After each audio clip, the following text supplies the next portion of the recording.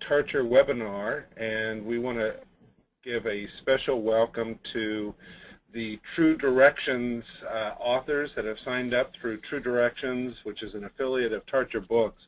We're very proud of this program, and we're very excited to bring these presentations to all of the True Directions authors and to help make it possible for the True Directions authors to not only publish their books through True Directions books, but also to find ways to market their books and bring them out to the larger world. So I want to remind people that we're going to be recording this and sending out a link to the recording. And also we are going to ask you that if you have any questions, to please put your questions. There's a place on the webinar to put your questions and send them to us, and we'll try to get to as many questions as possible. We've been taking questions in preparation in advance of this webinar, so we have a lot of questions coming. But if you have anything that that we've not covered, please feel free to ask us those questions. And my name is Joel Fatinos. I'm publisher at Tarcher, and I again want to welcome you all. This is going to be a conversation with two very important people in publishing. One is Brianna Yamashita, who is the Director of Publicity and Marketing for the Tarcher and Perigee groups, and the other is with Kevin Che, who is the National Accounts Manager for all of Penguin. And these are two very accomplished individuals who together are responsible for creating a lot of best-selling books and working with our authors and all the different imprints in maximizing sales. So they are going to have a lot of great information for you. You're going to want to take notes as to what they have to say. So I'm going to first just have you guys say hi to everybody. Hello, this is Brianna here. Hi everyone, this is Kevin Chi. And you know, I'm going to begin with this very first question, and you guys can take it from there, whoever wants to answer this first. The first question that we have is this: if I'm a first-time author or a soon-to-be published author, how important is it for me to have my own website? What is the role of having their own website? On my end, just as working for publicity and marketing, it's really essential to have your website, not just when your book actually comes out, but months ahead of time, just because we're thinking in terms of publicity and marketing and having a space out there that is really your own, that you can have information about yourself, about your book, because the first thing that any media outlet's going to do is Google the author's name as soon as I start reaching out about your book. So that is super important, and it doesn't have to be fancy. You don't need a flash website or anything like that. It just needs to be basic. Have your bio, have information about your upcoming book, have bio links if your book is up and coming, and that's really my purpose in it. And I'll let Kevin add his 2 cents, but I also just wanted to add that Kevin is also one of our main. He liaises very closely with Amazon, so that is definitely a major account for us and all of publishing, and so I got very wise advice. Thank you, Brianna. So, I mean, yes, I absolutely agree with everything Brianna said, and I really want to emphasize and stress it does not need to be fancy. That is something that a lot of authors tend to stress over. It really is about the content as opposed to the presentation. Because it's not just what your readers are seeing for the first time. It's whether or not you're giving them a reason to come back. I like to think of a website as an online business card or your bulletin. It's a central location for everything you do. If you're going to be somewhere, if you're visiting bookstores,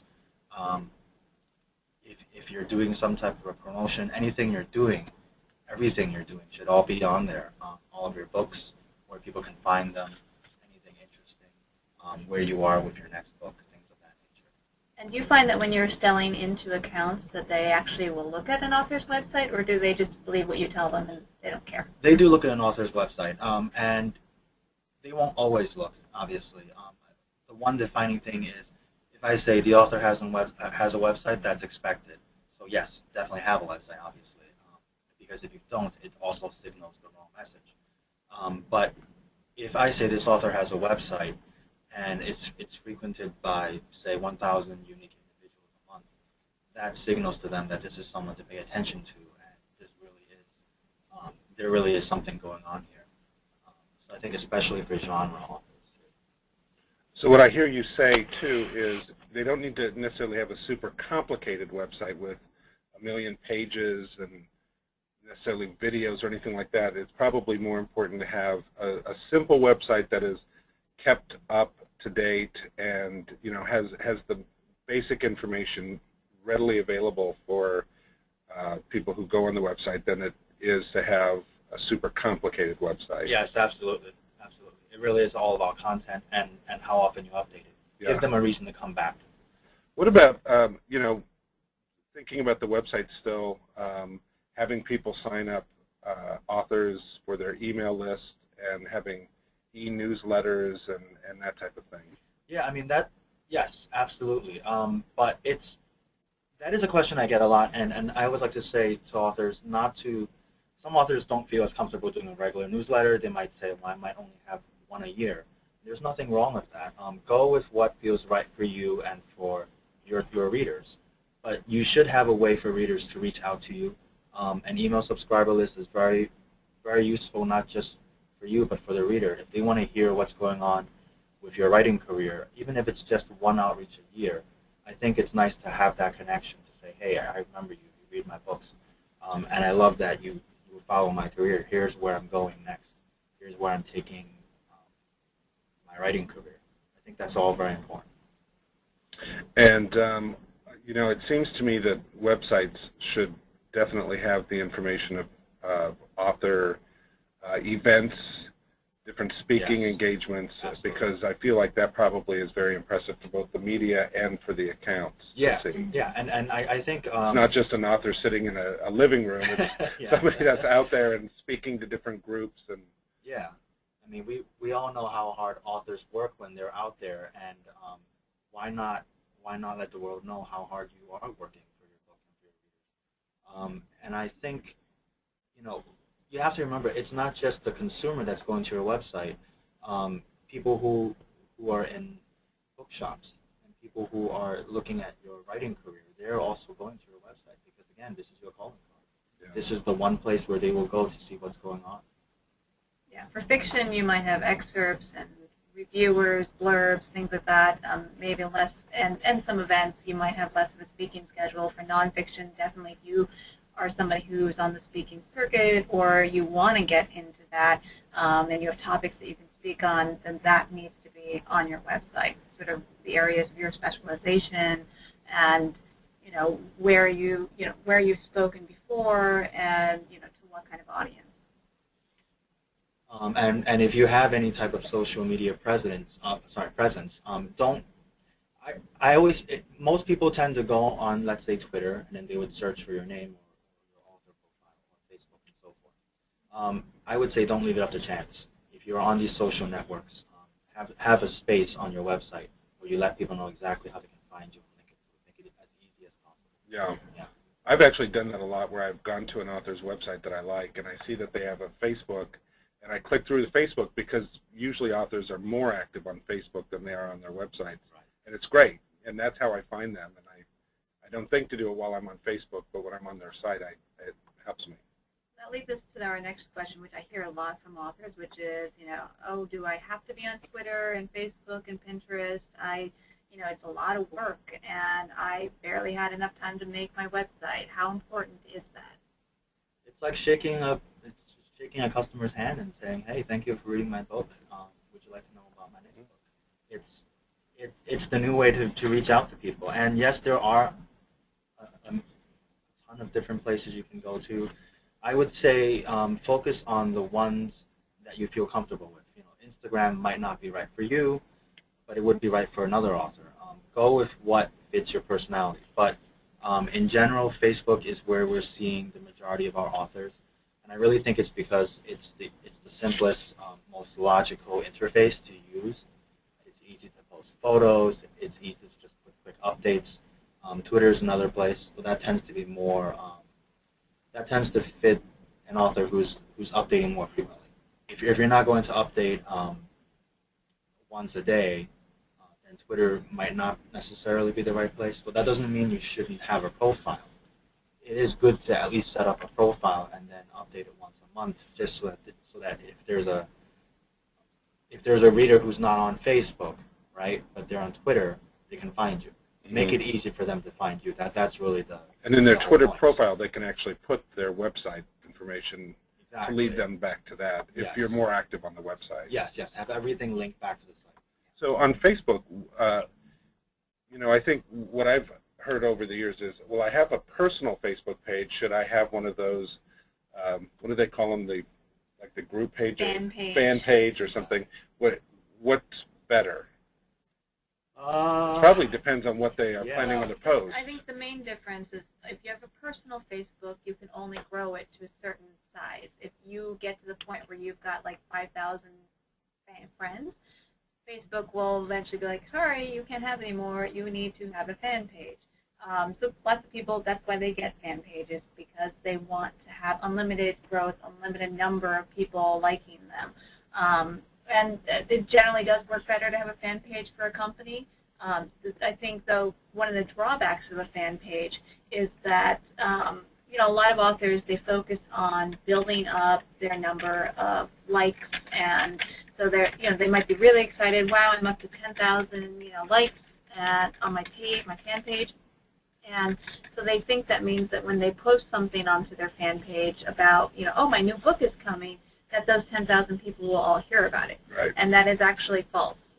Amazon, it really depends on, or I'm sorry, not Amazon, Facebook, it depends on the engagement. If you are constantly engaging with your audience through Facebook and you have 10,000 people, all those 10,000 people responding and engaging with you, then all 10,000 people will actually see your post. But if you are engaged a little bit on Facebook and maybe there's 200 people who are really active on Facebook with you and in terms of liking your posts, then it's really only going to be that 200 people who are going to see your post.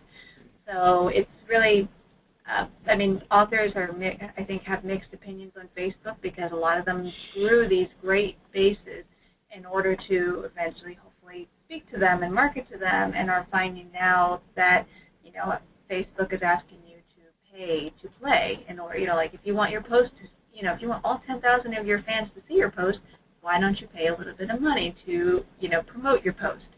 So it can work both ways. I think the main message is that Facebook shouldn't replace your own network. It shouldn't be a replacement for your e-newsletter if you're going to build up that audience through your website. It shouldn't replace anything. It should just be an add-on. And if you're one of those people who doesn't think you're going to have time to really engage your audience and just respond to people's comments and things like that, then that may not be the place to spend all your efforts, because you really do need to have very high engagement and responding to your commenters and things like that in order for it to matter and make a difference. So that does mean taking 15, 30, 60 minutes a day for Facebook. Yes. Maybe 15 minutes in the morning, 15 minutes. Maybe not even that much, but it's more just monitoring it all the time. And then if somebody's commenting or engaging you, then you're responding. So you're an active participant in the ongoing sort of conversation and feedback loop with your fans. And I think that works really well for a lot of fiction authors. A lot of nonfiction may not necessarily have that time on their hands. And so some find Twitter is a little bit better because they can just send out various announcements and whatnot. What, in your experience, moves the sales needle most on a book? Meaning, what will help you see pops in sales on Amazon or at other accounts? Is it good publicity, reviews, social media chatter, advertising? What actually works? I would say it really is a combination of everything, and that sounds like a very easy answer, but it really is. For example, we have had books that have gotten terrific publicity coverage, national and local. But if there are no customer reviews on your book online, as a customer you might get suspicious and think, well, why aren't there any customer reviews? This is just something that might appeal to the industry, but not me as a customer. So you really need both. Social media shows that you're involved and you're interacting with your customers. You're actually reading their response to what you've written. People like that, especially in this day and age. They want to see that their author is active and paying attention to their audience. I really think you need all of that, and it really is just a combination. In terms of specific places, I think NPR is generally great for both nonfiction and fiction.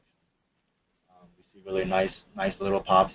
I think people like to download the podcast and take them with them when they're exercising or commuting to work. So that. And I think it really, if you ask yourself the question of who is your reader and where are they and what are they listening to, what are they doing, that should actually give you a good sense of what marketing and media will actually really work for your book. We find that, like Kevin mentioned, NPR works a lot for the nonfiction books and for a good number of fiction books, because the average reader is an NPR reader or listener. And somebody who's going to read an intelligent nonfiction book is probably also listening to NPR. But if you happen to be writing a creativity book for millennials, then probably having a great social media, push or some kind of viral video is really going to be the thing that moves it.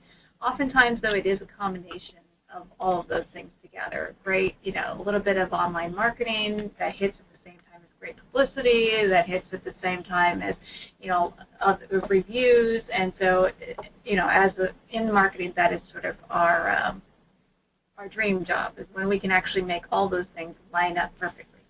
Brianna, so, the talk about NPR and all of that begs the question probably, for people who are self-publishing or new authors who might be, mid-list authors at publishers, does it help them to hire a PR firm, an outside PR firm, or is it better for them to try to do that, to get an NPR interview by themselves? I have to say, if you're trying to get an NPR interview by yourself, unless your brother works as a producer for All Things Considered, I doubt you're actually going to get it. And I would recommend that most authors, if you're a nonfiction, and say you've got like real meaty ideas behind your book, and you do hear people talk about it, some of the topics related to your ideas on NPR or some other media programs, then you probably should consider hiring a PR group. And the best thing to do is, you can look at, some of the other books, look at the acknowledgement section of books. A lot of times they thank their PR person or the PR group, and you can get recommendations from friends and colleagues. But also, when you're approaching outside PR groups, just make sure that, they've worked with the kind of book that you are bringing to them, and that they've got a good history with them, and they should be able to tell you, yes, if you had a book about children's disabilities, and they worked on a book similar to that previously, they should be able to tell you, these are the media hits that we got for that book, and this is kind of what we're going to go after and what you can expect. But always make sure that you're, going after a group that does, specialize in your area, and also that can give you a real plan and proposal. And I mean, I always say that the good PR outfits won't take on a book if they don't think they can get you media. There are plenty, though, that will take your money no matter what. Yeah, so you should look and see what their track record is and some of their other clients and talk to them for sure, right? Yeah, and get a good sense. Interview them as much as they're going to interview you before you sign the deal. Yeah, and not just because it's expensive. It is very expensive. I mean, if you're thinking of bringing on an outside publicist, you're probably going to be looking anywhere in the $8,000 to $9,000 to upwards of $15,000 to $20,000 for a campaign, a full campaign. And if you are asking them and they're putting together a proposal for you, the proposal will contain, these are all of the outlets that we're going to approach for you, which is great to know. But what you really want to nail them down on is, what are your expectations? What do you think are the things that I will actually get, the media that you think is the most likely? And that will actually give you a sense of how confident they are and what they can do for you. Let's talk a little bit about Amazon. You know, you see all those promotions on Amazon and some of the other online retailers like Barnes & Noble and Kobo and the others. But those promotions where the books, the e-book versions, are sold for 99 cents for a day or for a discounted price for a month. And I see that it's really popular to, you know, kind of push a book onto a bestseller list for a brief period of time. The question is, if I price my book at 99 cents, will it be automatically promoted, or do I have to get something else, do something else to make sure that it's promoted? And what are the benefits of being an Amazon or BarnesandNoble.com bestseller for a day? Well, to answer the first part of your question, yes. In general, having a book priced at 99 cents does work to a certain degree. Obviously, there's lots of different factors that play into that, but I think it depends on what you're looking to get out of that 99 cent promotion. If you just want to sell a lot of units, you'll do that. But there's always you trade one thing for another. There's always a cost. If you're looking to grow your readership, it really has to be for the right book. For example, are you promoting a brand new book you have, what we would call a front list, or are you promoting something from your backlist? Because if you're promoting something from your backlist, then you have to wonder, well, am I selling to people who have previously purchased my books in a physical format, and they're just looking for a more portable format, or am I actually finding new readers? And you know, as we do our own price promotions in-house, we're thinking of those questions all the time. Nothing we promote is sort of done lightly. We don't just sort of throw it to the wall and see if it sticks. You really have to wonder. And you have to be very careful when you do price promotions, because you don't want to train your customer to thinking, wow, this was a terrific book, but I'm not going to buy the next one because it's 5 times the price at $5. And let's face it, $5 is not a lot of money for a book. So you really have to be very careful about how you price your books and if it's the right book for that price promotion. Now, the second part of your question was... although another thing they get out of it, oh, that is the second part. What are the benefits of being an Amazon or BNN.com bestseller for a day? Right. So there's bragging rights, right? You yes, can, I mean, they can forever say I'm an Amazon best-selling author. Well, actually, okay. So this is part of your first question. Will they promote? When you lower your book to that type of price, in a way you're promoting it, because obviously if you're selling the book at 99 cents, customers will immediately click through and look at it. So it's already moving up the list in that sense. Will Amazon actively promote it? Not necessarily. If they see a lot of sales that are a direct result of the quality of your book and the price, then they will promote it. But will they actively do it? No. Not unless you have a publisher or you're somehow in a partnership and you have a signed agreement with them to do something specific. And I think in general that would apply to other accounts. And I think in the earlier days, when some of these authors who sort of caught on to this pattern, accounts like Amazon would promote a little more actively. And now that there are so many authors doing this, they're not necessarily just promoting it because they see a lower price. So you have to keep in mind a lot of people are doing this. So just by lowering the price, that alone is not enough. You generally need some type of a publisher or some type of agreement. Now getting it onto a bestseller list. So when we look at ebooks, if it's on, say, Amazon's top 100 for that day, yes, you're going to get a lot of new eyeballs on your book, and you'll probably get some new sales out of it. Now, if it's just up there for a day, though, my personal opinion, it's really about the price, and it's questionable if you're really finding a new reader for your books. They might just be buying it for the price. A lot of us feel in the industry that people are buying these books, and some of them aren't even necessarily ever open. It's simply an impulse buy. It's cheaper than a cup of coffee.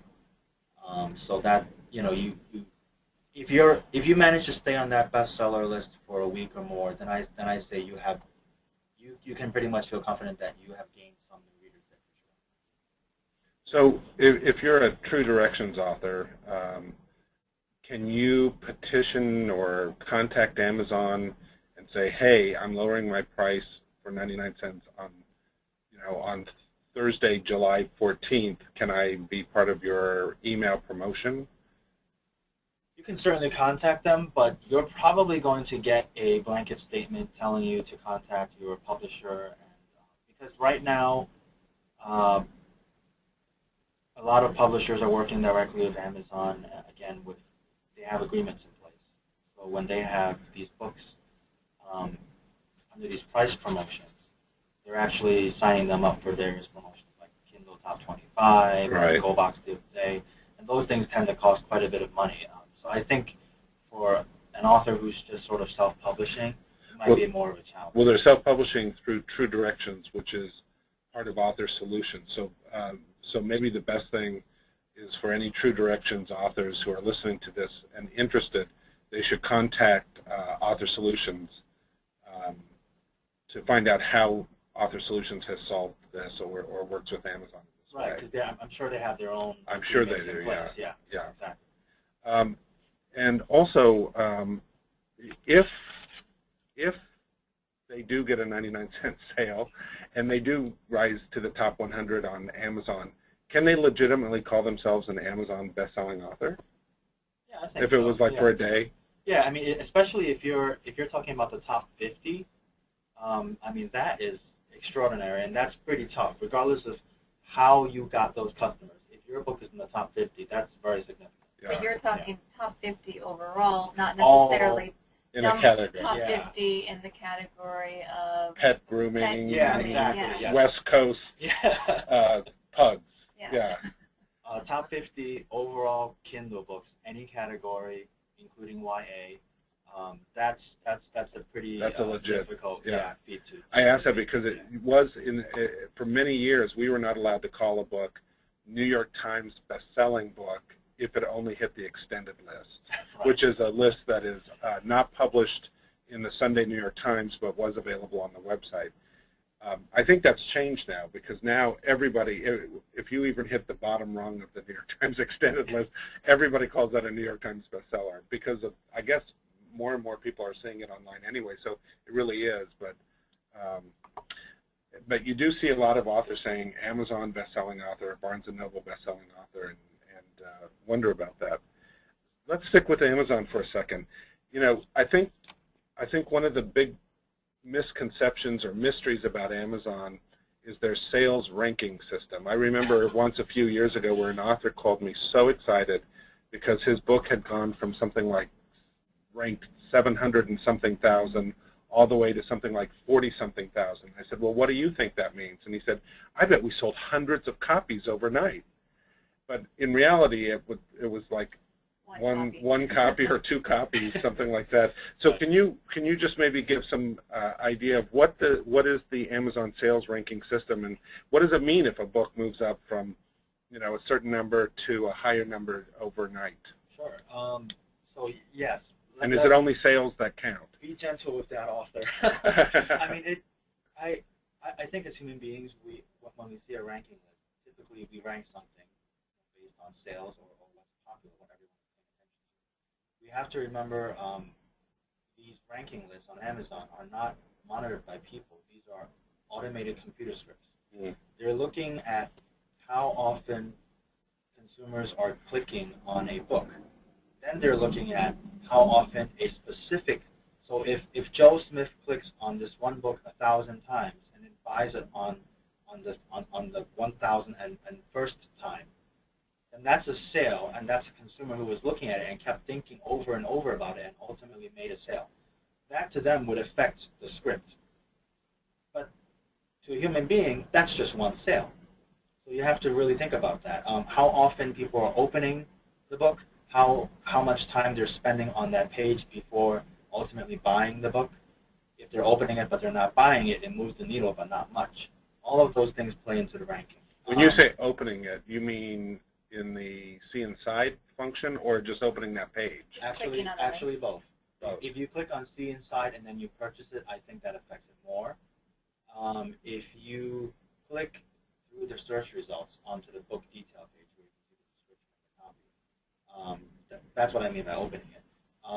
That's really what they're looking at. If you're doing, let's say, a generic search for spirituality books, and then they click through to your book, that helps, because it means that someone is interested in that specific book, even though they're looking at an overall genre and not a specific author or series, right?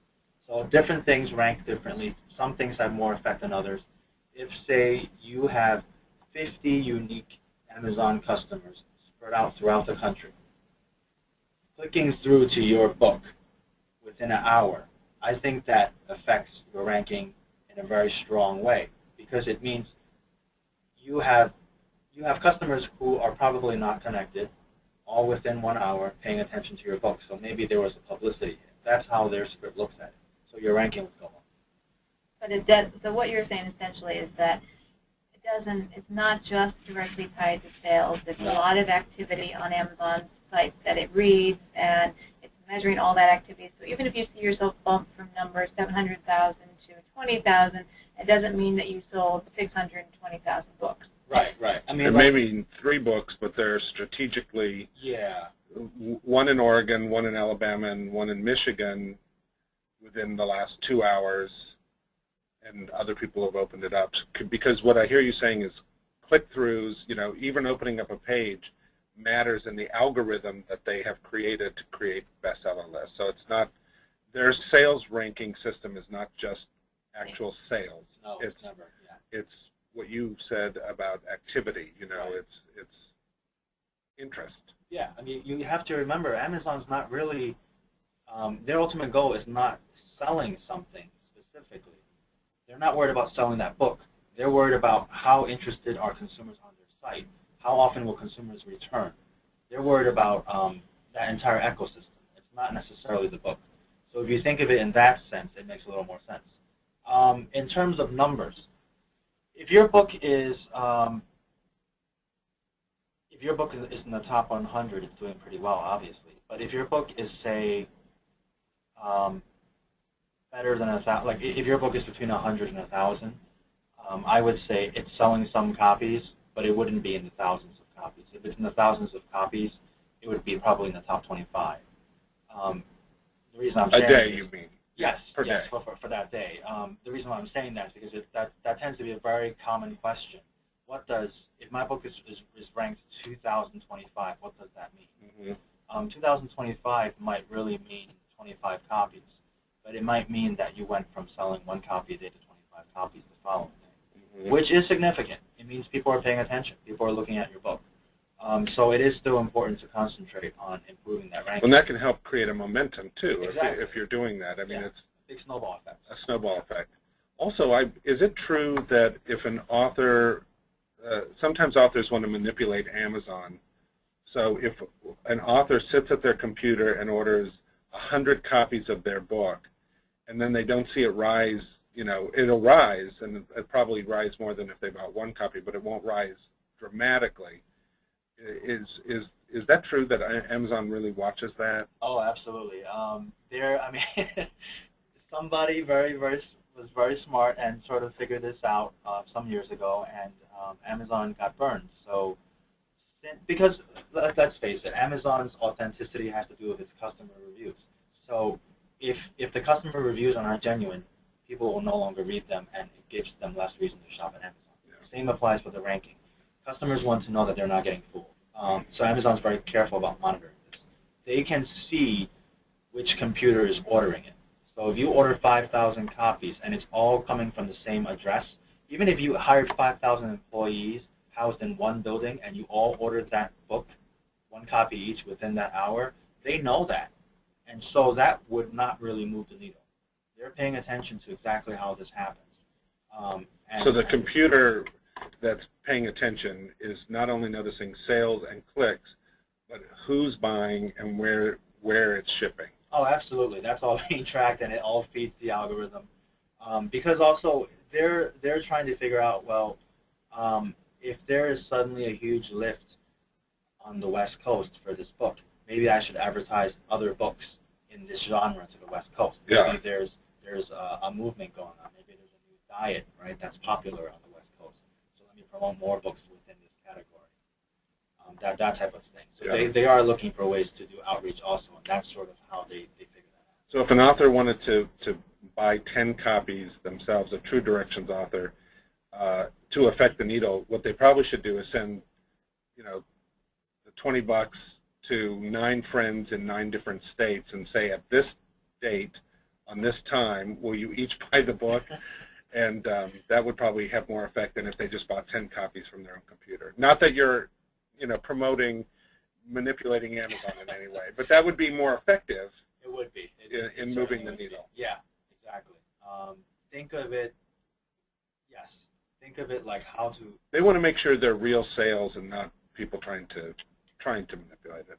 Yeah, yeah. When one customer on one credit card orders multiple copies, even though they're shipping out multiple units, when the computer's ranking it, it counts as one sale because it's one credit card. Yeah. Okay. Yeah. Well, it's great. I mean, Amazon is something that people have a lot of questions about, and I remember there being a story, you know, widely reported years ago about an author who had ordered a lot of copies to get the book on the bestseller list and then returned all the copies or something like that. And so I know that they're very, very careful about all of that. And if anybody has any additional Amazon questions, just remember to type them in the question part of the GoToWebinar screen on what do you call this? The dashboard. Dashboard. Okay, so let's keep going. Here's a great question, and this is true for our True Directions authors and really all authors, whether they're self-publishing or not. In your opinion, what is the single most important thing an author can and should do to promote their work? Now, I don't want to sound biased because I do focus a lot online, but I do think pre-ordering is really the new thing. Can you explain pre-ordering a little bit then? Yes. Getting your readers to order your book in advance of the on-sale date. And it's not necessarily just online. A lot of independent bookstores have systems in place. You just walk in and let them know the book that you're interested in. And they might have a system set up where you can either put a deposit down or pay for the book in advance. The reason why pre-ordering the book is important is, first of all, for the bookseller, it's an indicator to them that this might be a much bigger book than they thought. Because let's face it, the sales rep is going to go in there and tell them they need to buy more books. They expect that. Of every title. Exactly. But this is the consumer telling them that they're going to miss out on an opportunity if they don't stock up on this book based on pre-orders. So that's one reason. For the online accounts, because there are no tables, everything is virtual, they could have one copy of your book and it looks just the same to the consumer as if they had 5,000 copies of your book. And if your book suddenly starts to work, you do not want that book to be out of stock. One way to convince that online retailer to stock up is by having some pre-orders there. Obviously, the more the better. They'll buy up more depending on that. But also, when you try to get your readership to pre-order, don't forget about your friends and your family. They're your number one supporters, and you know, it's not enough to just give them a manuscript or an early advanced copy and say, read it, tell me what you think. Get them to share the love. Everyone expects the author to preach for their own work, but I think to have your friends and your family speak to how great your book is and why it might be right for someone else, I think that's more genuine in the eyes of the person that's being pitched, and that's pretty much how you get a book going these days. If you don't have you know, a top-tier publicist or a lot of money at your disposal. So you're saying get their friends and family to be their marketers for them, exactly. to be like their guerrilla publicity people for them, and say, hey, you guys are my friends and family. You know, if you like this book, please send it out to other people. Include buyback buttons in the email to Amazon, BarnesandNoble.com, Books A Million, and IndieBound, Yes. which covers all the independent bookstores. That's IndieBound.com, and let them help you create the ripple. Exactly. And that's when it comes to the links. Please do not ever just include Amazon.com or BNN.com and just the top 2 or 3. Make it as easy as possible for whoever's looking at on that list. If they happen to be a member of POWs and they get rewards points or something for purchasing often, it would be really convenient for them to see the POWs.com link on it. Yeah. Put as many of the major places you can think of. Make it as easy as possible. That is the #1 rule when it comes to selling anything. Make it as easy as possible for the consumer. Also, some bookstores might see that and say, Absolutely. see that you only included Amazon and you didn't include independent bookstores. Yes. And that would make them feel like, well, why should we support this book when you didn't support us? Exactly. If they're going to hand sell a book to a consumer that day who walks into the store looking for something in that category that you were writing in, they'll remember that, and sometimes those things really add up over time. And they'll probably take more offense at not being included than Amazon would take offense of having other buttons included. Exactly. Yeah. And if you don't know if your local bookseller takes pre-orders or has an online web presence, you can always use IndieBound. It's IndieBound.com. yes, they list, just like Amazon, they list all the books that are published, and you can have a direct link to your book on IndieBound, and then other people that you send that to can use that link to basically find, well, what's the closest independent bookstore in my area, and are they selling your book? I would just say, from my opinion, another one of the most important things an author can do to promote their work is get speaking engagement. We have just seen, I've been at Tarcher for 18 years next month, and I've been in the book business since 1979, however long that is. Oh my God, that's so long, 35 years or something. Anyway, whatever the amount is, what I've seen is that authors who have very active and robust speaking engagements tend to sell a lot of books, and we see that very specifically. In fact, that's one of the major benchmarks we have in whether or not we're going to pick up an author to publish their work is if they have a good speaking engagement list, because authors who are really active that way tend to sell a lot of books. I think that definitely applies to nonfiction, certainly. That's the space you publish in. If you're fiction, it'd probably be more chatter about your books and reviews and things like that. Mm-hmm. But yes, in the nonfiction space, we're definitely looking to see, like, how often are you out there sharing your ideas with people, and what are those audience sizes, and how frequently are you doing this? And not just at one place, but at many different venues or in different states. And a lot of times people will ask, well, great, how do I get a speaking a company that will help me get speaking engagements? And I say, well, you write yourself. I mean, most of the speaking companies are passive, not active in getting their authors speaking engagements. So, send out resumes or copies of your book or letters or make calls to different organizations, and every time you do get a speaking gig, have that person who's in charge of that organization write a letter saying that you did a good job, and then include that as you send out letters to other places as well. It's like the philosophy Joel always says to us, which is crawl, walk, run. Yes. So in the beginning, you'll be setting them up yourself, really trying to convince people. You can give a great talk. You can really draw an audience. You can do a great job.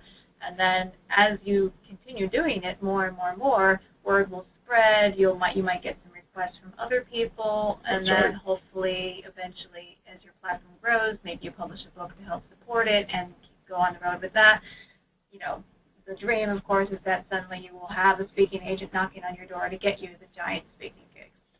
Well, and I also like to remind people that Julia Cameron, when she started out, even before her book was published, she just had some written materials that she would photocopy, and she would speak to groups of 4, 5, 6 people, and she would just do a lot of those. And pretty soon the 4, 5, 6 people grew to 12, 15, 20 people, and those grew to 50, 75, 100 people. Now she speaks to thousands and thousands of people at a time. And so it's, yes. I'm just pointing out to Joel that we actually have one question. Oh, I put that. Oh, that's my question. Yeah. Oh, that's your question. Yeah. Okay. So in other words, crawl, walk, run. Don't pay attention. Don't think I have a book and I should be speaking to 100 or 200 or 500 people. Speak to whomever will have you and let it grow naturally. Let's keep going because we just have 15. One last question, right? One last question. That's right. What do you recommend a fiction author do versus a nonfiction? What's more effective for fiction authors versus what's more effective for not? We've just talked with nonfiction that pre-ordering and speaking engagements and websites are probably the most, and social media, of course, are probably the most important things for nonfiction. What's most important for fiction? Well, social media and websites would apply to any category, right? I think when it comes to fiction, it's typically book clubs. And when I say book clubs, I'm talking about every single type of book club you can imagine. Book clubs at your local library, book clubs between coworkers, friends, online book clubs. There's a huge amount of online activity when it comes to book clubs. Just on Goodreads alone, you'll find various different little, Exactly. even if you probably never thought you would join an erotica book club, but it's on Goodreads. Yeah, and you have to remember, because of the way the internet works, book clubs are not what you would think of in the traditional sense. There are very effective, huge book clubs that exist that are international book clubs where people don't actually know each other. Goodreads is a perfect example. It's not a traditional book club. People will go there, they will look to see what is trending and what people are reading within a certain category, and then they'll read it. And they might read other people's comments, but they may never post. And there are others who will post. That is a book club if you really think about it. It's just not in a traditional sense. So a fiction author should go to Goodreads and set up a book club based on their book? Well, they can set up a book club, but you can also search. There are already clubs on there. There are places. A lot of people say that 50 Shades of Grey actually hit its tipping point on Goodreads because one of the large romance book clubs that's hosted on Goodreads that shares its feedback about books on Goodreads really got behind 50 Shades, pushed it over the edge on Goodreads, and it became a very talked about book on Goodreads. And then they sent out, of course, the Goodreads people noticed this, sent it out in their e-blast, and it snowballed from there. So there are a lot of different kinds of book clubs, even on Goodreads, and that's definitely something you want to kind of tap into that and find those clubs on there and participate in them, not just contact the club leader and say, hey, check out my book, but actually participate in the club and find out what they're reading, what they like, and then you can kind of get your entree that way. Right, and then share your social media contacts when that happens so that they'll follow you on Facebook and on Twitter, and all of your efforts sort of tie into all of that. When it comes to nonfiction, there are some authors who have interesting ties to online and print magazines and articles, whether it be local or on a national level, it doesn't really matter, or even if it's radio. Get on those places, and you might end up discussing just a small specific topic, and not necessarily a book, but something that's just lightly mentioned in your book, or something that can tie into your book. But it's a hook, and that's what we typically do with nonfiction authors. We'll get them into print media, online, print, and radio.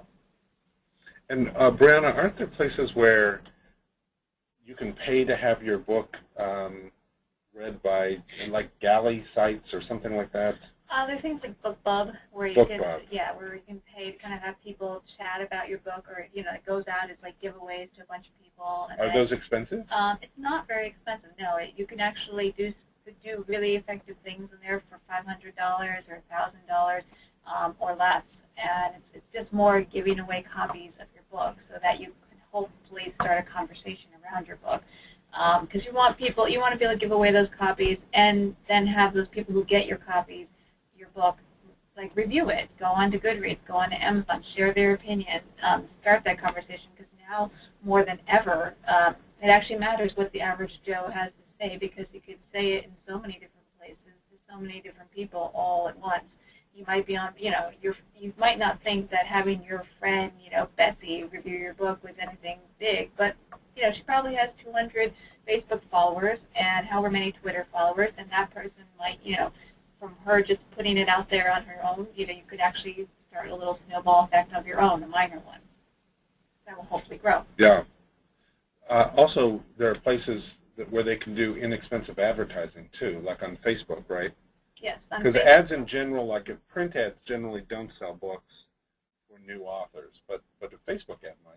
Yeah, you can, any individual can set up Facebook ads, and it's very simple. You can set it up to spend as little as like $5 a day, and you can really hone in on your targets from Facebook or Google and say, gee, like my book is just like, this other book that came out from, Jonathan Tropper or whatever, and you can actually just target people who have mentioned him in their profile or in their post.